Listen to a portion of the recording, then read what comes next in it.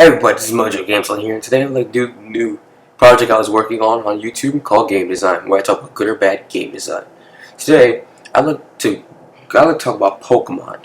Pokemon has been on everybody's mind since Sun and Moon is going to come out very soon.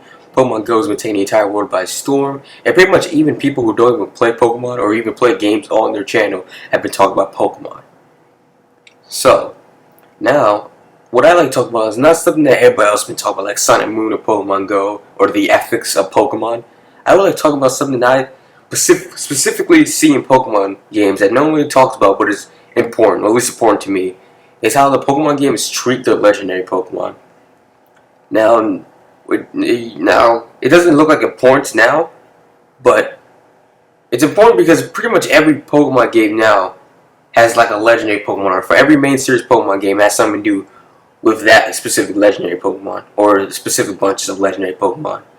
Like Sun and Moon has, like how Sun and Moon has those two legendary Pokemon on the box art. Those are the ones that they're specifically talking about. But the way the game treated legendary Pokemon, it should be very important because they're the Pokemon that live outside of humans. Those are the Pokemon that live in their own specific place because they're too strong, and they're guarded to something, and they're usually like guarded to something, or make things like time and space, antimatter, friendship. A lot of it has something to do with friendship, dreams, nightmares, stuff like that. So, and I would like to see which Pokemon games do treat the legendaries specially. Now, so the first Pokemon game that comes to mind when I think of good Pokemon game design and while it treats legendary Pokemon is Pokemon Omega Ruby and Alpha Sapphire. Pokemon Omega Ruby and Alpha Sapphire is the only Pokemon game that I've seen how they treat all the legendary Pokemon and put it in, like, not in the main story, not all of them in the main story, but it gives all of them like a story of importance. Like, when you first play through the game, you get to like Buford City and you beat Brawly, and then you go into the cave, you meet Steven. Steven points to this wall and he shows you this awesome Pokemon on the wall. He's like, that's a Pokemon. Now, no matter if you're a veteran Pokemon trainer or you just started out playing the game, looking at the Pokemon gives a comparison between that beast and your like level 16 Combustion, your Tentacool, and your Zigzagoon. And it shows that clearly that Pokemon means a lot because it's super big and strong, and it like gives you that thought that that's a Pokemon, so I might be able to catch it. So later in the story, you meet Latios and Latias, where you beat the 5th gym. You go to like the route to the 6th gym, and you meet Steven, and Steven gives you Latios and Latias. Latios and Latias, you like fight Team Aqua, and you get Latios Latias depending on which game you pick. And what that does to you, what I personally think what that does is that when you look at that, when you get those Pokemon, you get like a Mega Stone for Latios or Latias, and it gives a thought. Since you know it's a legendary Pokemon, it gives you the thought that like how you can make these legendary Pokemon even more powerful with the power of Mega Stones or some other thing. So then later in the game, after you beat the 7th gym, the entire world is going straight to hell. It's raining. It's raining, and it's huge droughts because of Kyogre or Groudon, whichever game you picked. And so then you have to stop it by catching the legendary Pokemon. And the ability of to catch legendary Pokemon in the main story is such a huge deal because a lot of Pokemon games you can skip out on the catching legendary Pokemon. Like, you can still KO it, but you can come back later. But sometimes in most main stories, you won't even catch a legendary Pokemon. Like, you won't be able to catch it through the main story unless you got exactly what you need in the main story and you didn't even know like what you got. Like, if you're just a new Pokemon player, you got this random item you have no clue what to do with. It just wouldn't be as cool as going through the main story and just finding legendary Pokemon in the main story that it's requiring you to like encounter it so you can see how awesome it is, and then you can catch it and it becomes your powerful Pokemon. Especially on Omega Ruby and Alpha Sapphire, because every every legendary Pokemon besides Deoxys in the third generation all got Mega Evolutions.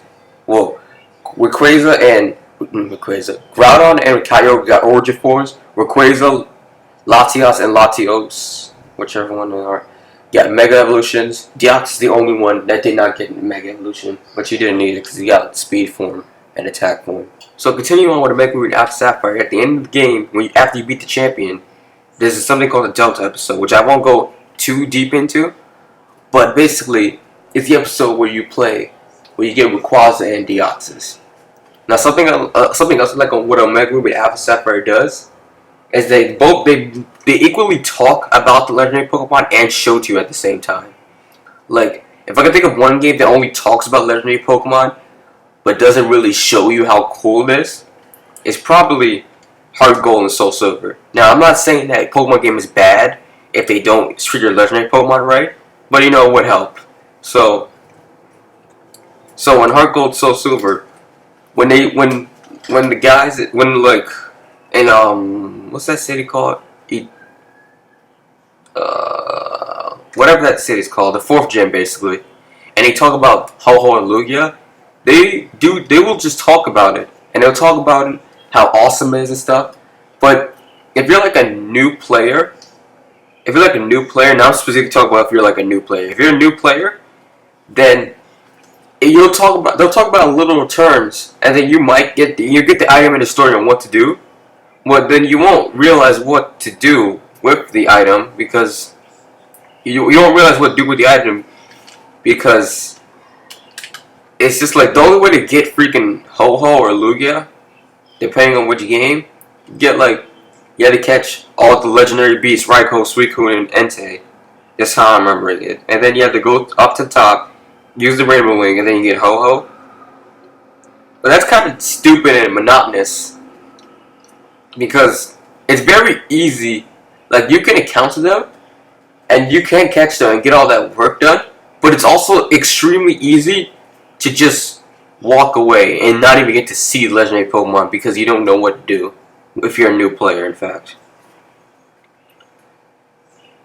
And I'm not saying that every game should have every Pokemon. Just like I'm not saying they should get rid of the random times you go into a cave and you find like Mewtwo. I just think that they should treat like their legendary Pokemon specifically for that game, like specially, like how Omega Ruby and Alpha Sapphire treats every single legendary Pokemon that was made from that game and it puts in their own little story and has the other legendary Pokemon you can find when you want to find them because they're not a part of the world. They're not a part of that specific region of Pokemon. They're from a different region. And another game I could really think of that does that whole treat legendary Pokemon right thing is Pokemon Platinum, specifically Pokemon Platinum. So yeah, Pokemon Platinum, you get like in Pokemon Platinum, there's a lot of hints and there's a lot of things that are talking about Dialga and Palkia, but that's not who I want to talk about. I want to talk about Giratina. So throughout the game, they talk about Dialga and Palkia and stuff, and you get like these plates, which are basically the plates that Arceus uses to change his forms.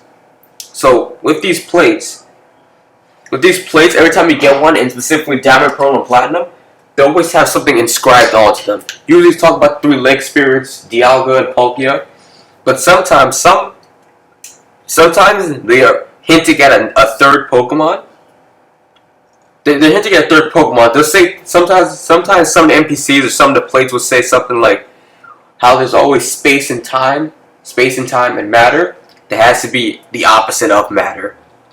So now with that in mind, after you beat the 7th gym, you gotta go stop Cyrus at Spirit Pillar before he uses his machine or whatever to take control of Dialga and Palkia.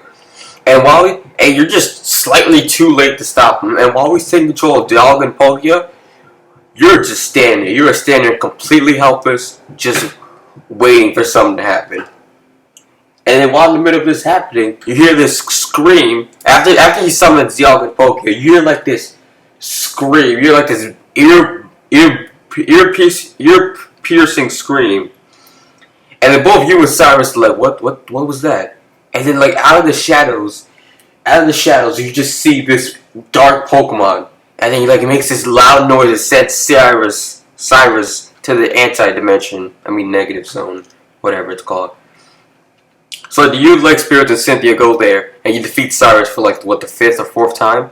And so after you defeat Cyrus, then you realize what Pokemon is, and that's Giratina. And you might say that and you be thinking like, oh, that Pokemon just came out of nowhere.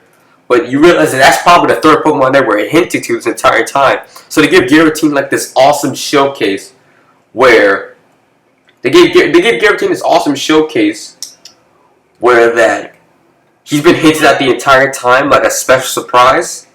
But you don't see him until like he's finally somewhere. When he's like really pissed off. Because honestly, Giratina was pissed at freaking the blue-haired dude. And like there's a bunch of Pokemon games that do treat their legendaries like their main legendaries good, but not like the side legendaries. Like in Diamond and Pearl,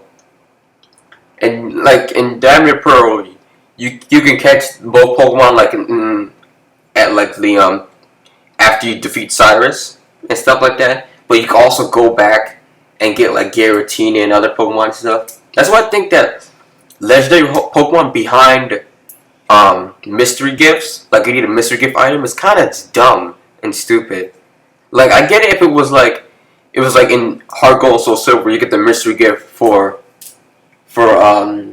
Arceus and get an egg with Giratina or Dialga.